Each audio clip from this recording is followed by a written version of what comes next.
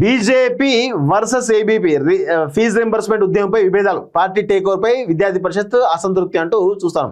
So 100% ఈ విద్యార్థి ఉద్యమాలలో ఏబీవీపీ చాలా కీలకంగా ఉంటుంది. ఏబీవీపీ చాలా కీలకంగా పనిచేస్తుంటుంది. సో అటు లెఫ్ట్ వింగ్ ఆర్గనైజేషన్ కంటే బలంగా విద్యార్థి సమస్యలు మేము ఎత్తి చూపాలని చెప్పేసి ఎప్పుడు కూడా ఏబీవీపీ ముందుంటుంది, అందులో నో డౌట్. ఇక్కడ ఏబీవీపీకి బీజేపీకి ఫీజులు అడాయట.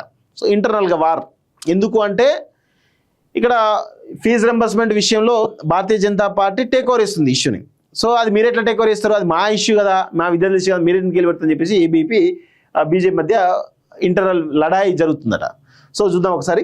భారతీయ జనతా పార్టీ, ఆ పార్టీ విద్యార్థి విభాగం అఖిల భారత విద్యార్థి పరిషత్ల మధ్య పొరపచ్చాలు వెలుగులోకి వచ్చాయి. రాష్ట్రంలో అధికారం రావడమే లక్ష్యంగా పనిచేయాలని కేంద్ర పార్టీ ఆదేశాలు ఇవ్వగా స్థానికంగా మాత్రం ఒక్కో సమస్యతో పార్టీ సతమతమవుతోంది.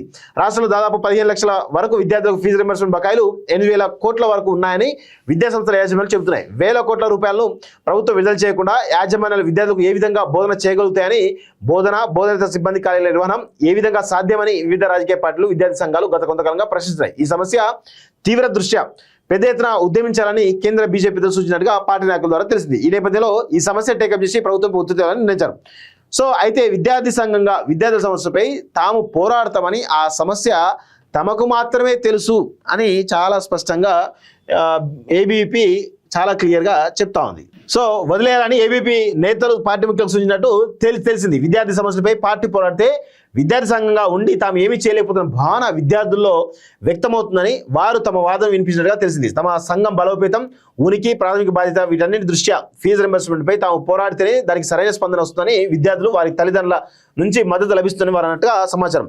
సో పార్టీకి మైలేజ్ వస్తుంది, 100% పార్టీకి మైలేజ్ వస్తుంది. కానీ విద్యార్థి సంఘం బలహీన పడుతుంది అనేటువంటి ఒక విషయం కూడా తెలుస్తోంది. మరి ఏబీవీపీ వర్సెస్ బీజేపీ ఈ ఫైట్లో మరి బీజేపీకి వదిలేస్తారా ఏబీపీ, లేదంటే ఏబీపీ టేకప్ చేసే అవకాశం ఉందా, ఇవన్నీ చూడాలి.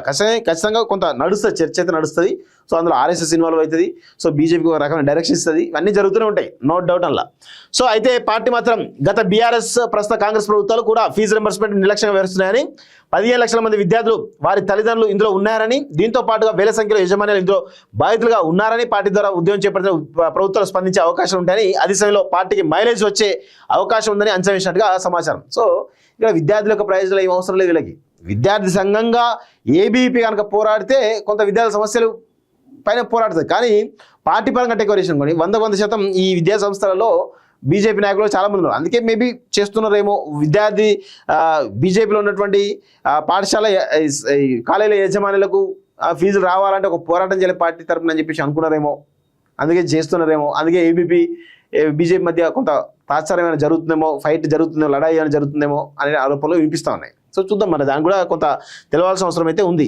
సో బీజేపీలో ప్రముఖ స్థానంలో ఉన్న వారందరూ ఏబీపీ నుంచి వచ్చిన వారే కావడంతో ఆ సంఘానికి పార్టీకి మధ్య గ్యాప్ రావడంపై ఆందోళన వ్యక్తం చేస్తున్నారు. సో 100% ఈ ఫీజు రింబర్స్మెంట్ ఫైట్ అనేది ఏబీపీ సంస్థ చేసి దానిలో వెనకాల బీజేపీ ఉంటే బాగుంటుంది. లేదంటే మాత్రం 100% ఏబీపీ కొంచెం ఇబ్బందికర పరిస్థితి ఉండేటువంటి అవకాశం అయితే కనబడతా ఉంది.